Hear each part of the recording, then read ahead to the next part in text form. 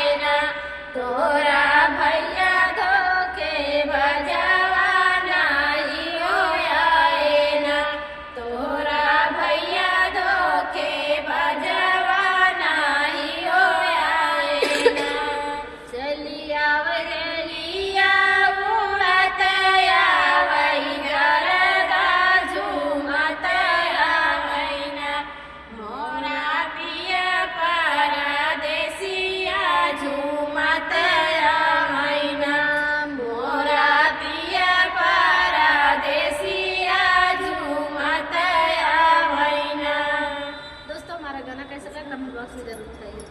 तब तक के लिए धन्यवाद।